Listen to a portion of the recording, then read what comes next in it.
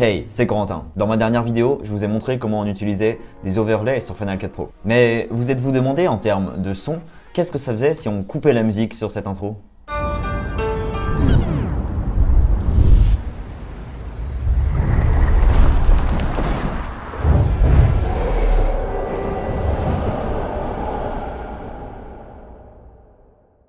Oui, aujourd'hui on va parler de sound design. Je vais vous montrer comment je fonctionne finalement, quel est mon workflow dans tout ce qui est du sound design sur mes vidéos. Allez, c'est parti.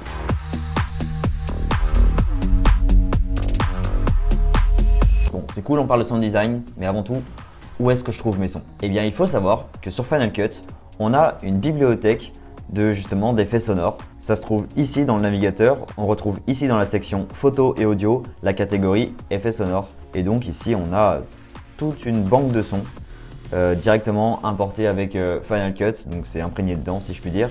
Et donc cette barre de recherche pour nous aider à trouver l'élément qu'il nous faut. Chose à savoir, dans le sound design, on va énormément travailler en anglais. C'est-à-dire que tous les éléments sonores qu'on va rechercher, il va majoritairement falloir les chercher en anglais. Bon, je dis ça comme si c'était une contrainte, hein, mais on connaît tous Google Traduction, notre ami. Si par exemple on cherche un son de cloche, eh bien on tape cloche, on a donc bell.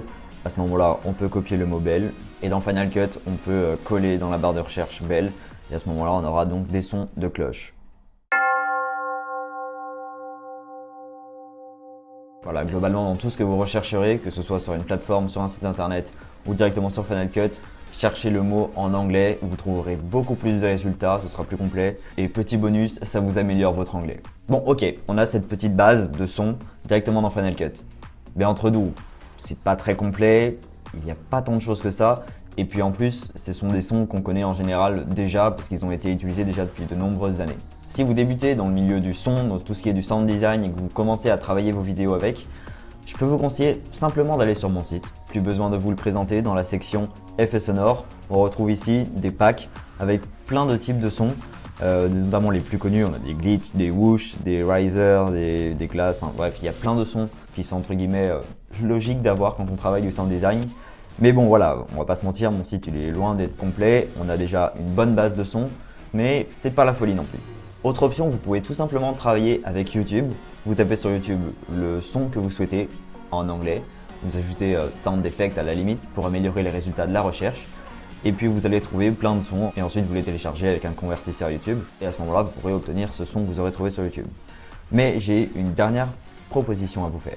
Récemment, on m'a parlé d'un site qui mettait à disposition des ressources de sound design des jeux vidéo. Alors je suis pas du tout calé dans le milieu des jeux vidéo, mais ce que je sais c'est qu'ils utilisent énormément de sound design et c'est justement sur le site Sonys qu'on retrouve des banques de sons des années 2015 à 2020 sur des boîtes de production de jeux vidéo.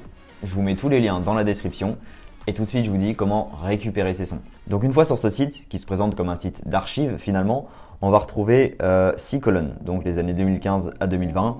Peut-être qu'à l'heure où vous regardez cette vidéo, il y aura les catégories 2021, peut-être 2022, j'en sais rien. Et une fois qu'on clique dessus, donc si on appuie sur le petit plus, on a ici des liens en .zip. Alors il peut arriver que certains liens ne fonctionnent pas, donc à des fois ils ont été remplacés par d'autres liens. Enfin bref, vous regardez et là vous allez vraiment découvrir des énormes banques de sons. Si je regarde par exemple 2019, on a 8 fichiers zip, donc 8 gros dossiers de sound design. Pour le télécharger, c'est des fichiers zip, donc on clique et le téléchargement se lance. À savoir, c'est que ce sont des gros dossiers avec énormément d'effets sonores. Et pour vous donner une idée, entre 2015 et 2020, si vous téléchargez l'ensemble des ressources, vous aurez à votre disposition plus de 160 gigas d'éléments de sound design.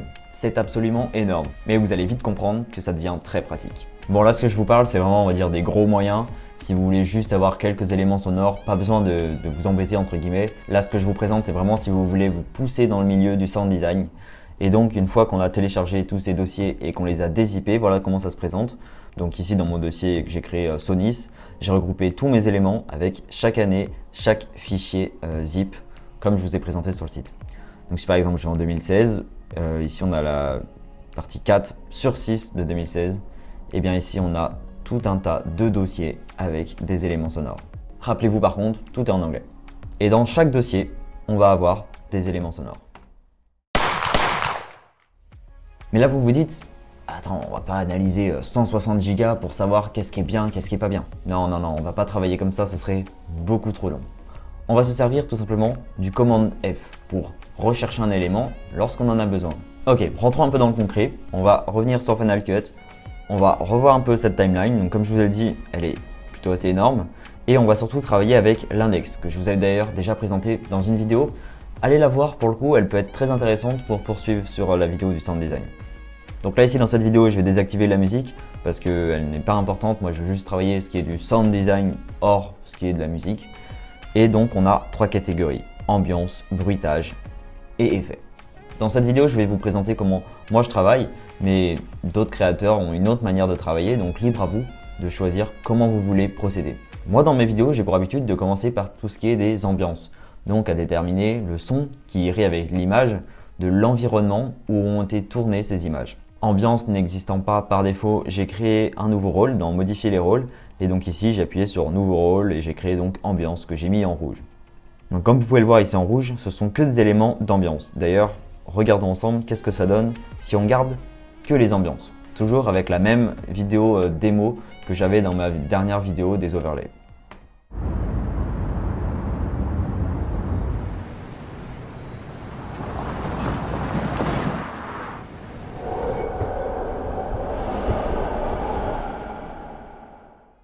Alors au début, donc on est déjà dans la ville, donc j'ai allé chercher plutôt des éléments de ville, des ambiances de ville. Et sur mon site, il y a justement une section ambiance avec tout un tas de sons qu'on a dans la ville, dans la campagne, etc. Et justement, dans le dossier que j'ai créé moi dans mon Finder de mon côté City, j'ai tout un tas d'ambiances, de trafic entre guillemets, qu'on entende un peu les voitures, etc. Et j'ai donc utilisé le Freeway Overpass. Un son comme ça nous permet de nous plonger directement au cœur d'une ville. Les voitures, le trafic des voitures, ça nous permet d'entendre qu'on est dans la ville justement. Et ce léger bruit sourd qu'on entend avec ce son nous permet d'être un peu abasourdi et écrasé parmi les bâtiments, etc. À chaque changement de plan, j'ai voulu changer plus ou moins entre guillemets d'ambiance. Donc on avait d'abord un son avec un peu le trafic, mais juste après j'ai un autre son de trafic mais différent, histoire d'avoir l'impression que c'est le son de la vidéo et pas du son que j'ai rajouté en post-production. Dans un de mes sons d'ambiance, on pouvait percevoir un son d'oiseau. Donc j'ai fait en sorte de le coller exactement lors de mon passage ici de l'oiseau. Voilà. Et sur la fin de cette vidéo démo, on a tout ce qui est de l'ambiance du métro. Et étant donné que je n'avais pas moi-même des sons de métro, je me suis servi donc de la bande de son que j'ai retrouvée sur internet. Donc pour ce faire, j'ai été à la racine de mon dossier donc Sonys, où on a récupéré les plus de 160 Go d'éléments de sound design, et j'ai fait commande F. À ce moment-là, la barre de recherche est activée. Sur mon dossier Soundbank, c'est le nom de mon dossier, on a donc mes éléments de sound design, et j'ai tapé métro. Mais pour affiner ma recherche, car en effet on va aussi trouver des fichiers Excel, parce que tous les éléments sont vraiment nommés dans des listes, parce que tout est bien rangé en fait, tout est super bien fait. Mais nous, si on recherche que des éléments sonores, on va taper dans type, au lieu de mettre quelconque, on va mettre musique. Ça permet d'affiner la recherche et donc d'afficher que des éléments en point wave, en point mp3, etc. Que des sons qui pourraient être associés à des musiques. Et à ce moment-là, on va retrouver des sons de métro. Ensuite, comment je fais pour en sélectionner un? Eh bien, je les écoute. Et l'avantage de travailler directement sur le Finder, c'est qu'on peut utiliser la barre d'espace juste pour écouter l'extrait de notre élément.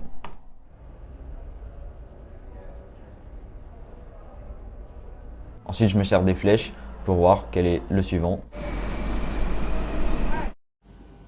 J'écoute un peu, quelques secondes, pas plus. Je ne veux pas prendre 2 heures à écouter juste des éléments de métro pour en coller un sur une vidéo à la fin. Je regarde un peu qu'est-ce qui me semble le meilleur. Et une fois que j'en ai un, je le prends, je le glisse dans ma fenêtre de Final Cut et je l'importe. Voilà, j'ai mon élément de métro. Ensuite, je lui change son rôle, donc attribuer des rôles audio, et je lui mets ambiance pour le caler comme les autres dans ma catégorie ambiance. Puis je le cale, histoire qu'il soit raccord avec l'image qu'on a dans la vidéo. Bon, puis tout à l'heure, je travaille avec l'affichage le plus réduit de la timeline, mais ici on peut le changer. Si je veux que le son, je travaille avec cet élément-là à gauche, et ensuite on peut le grossir pour être plus précis. Bref, voilà pour les ambiances.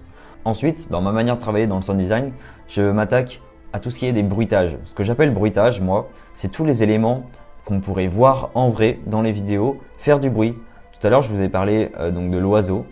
Donc certes, j'ai ajouté un élément d'ambiance où on avait un son d'oiseau, mais je vais venir l'accentuer avec des éléments d'oiseau.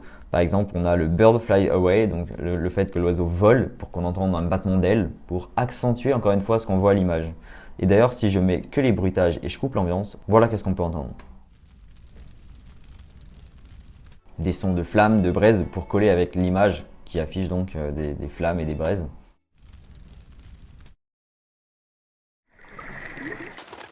Un léger son d'eau, de mouvement d'eau au moment où on voit de l'eau justement. Alors tous ces éléments-là, ils peuvent être un peu accentués. Certes, dans la vraie vie, quand j'ai filmé ces plans-là, j'entendais pas l'eau aussi fort. Mais étant donné que tous ces éléments de sound design vont être ensuite mixés pour qu'on entende tout bien comme il faut, bah c'est pas choquant. Surtout qu'en plus j'y ai rajouté la musique.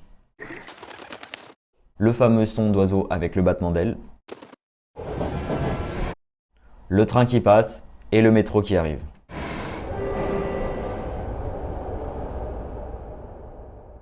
À la fin, j'ai ajouté donc comme pour à mon habitude une petite reverb pour affiner la fin de ma vidéo. Donc tous ces éléments-là, je les retrouve de la même manière. Je vais dans mon dossier avec l'ensemble de mes sons de sound design. Je fais commande F pour faire rechercher. Je tape ce que je recherche en anglais. Je mets ça pour Google Traduction si je ne connais pas personnellement ce mot-là en anglais. J'explore un peu qu'est-ce que j'ai. Je regarde quel est le son qui collerait le mieux avec ce que j'ai à l'image. Je le glisse dans ma timeline et c'est tout. Pas besoin de l'importer quand je suis sur Final Cut en faisant commande I, importer les éléments. Non, parce que là, si on importe 160 Go de sound design, ça va être beaucoup trop long. Moi, je travaille toujours avec le Finder. Et c'est d'ailleurs le même cas pour les vidéos d'incrustation que je vous ai montré donc dans ma dernière vidéo. Tout est sur le Finder. Et quand j'en ai besoin, je regarde dans le Finder qu'est-ce que je vais avoir besoin. Et ensuite, j'y glisse dans ma timeline pour qu'il s'importe tout seul sur Final Cut. Et puis pour ma dernière catégorie dans mon workflow de sound design, c'est tout ce qui est que j'ai appelé juste effet. Ça va être des sons qui sont donc irréels, des sons qu'on n'aurait pas réellement dans la vraie vie, mais qui vont permettre d'accentuer les mouvements de caméra notamment. Voilà qu'est-ce que ça donne si on garde que les effets.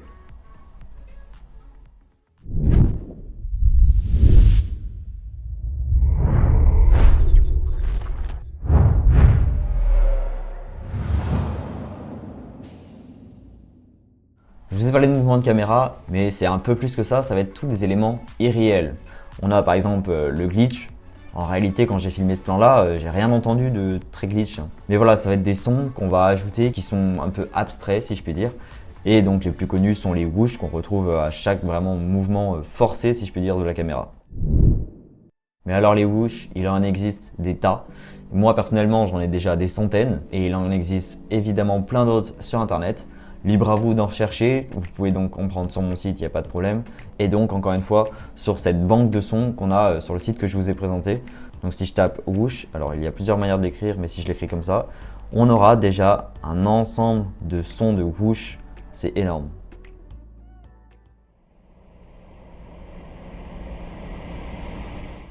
Alors vous vous doutez qu'avec plus de 160 Go de fichiers, des whoosh, vous en aurez plein, mais à des fois, c'est pas exactement ce qu'on entend par whoosh. Des fois, là, par exemple, j'avais un son plutôt de voiture qui passe, mais finalement, ça ressemble à un son de whoosh. Donc voilà, c'est très complet et ça prend du temps. Et là, si je descends un peu, on a d'autres sortes de whoosh, par exemple celui-ci. C'est un whoosh. Il existe plein de types de whoosh, donc c'est pour ça que je vous conseille de servir du Finder pour écouter l'extrait en faisant la barre d'espace.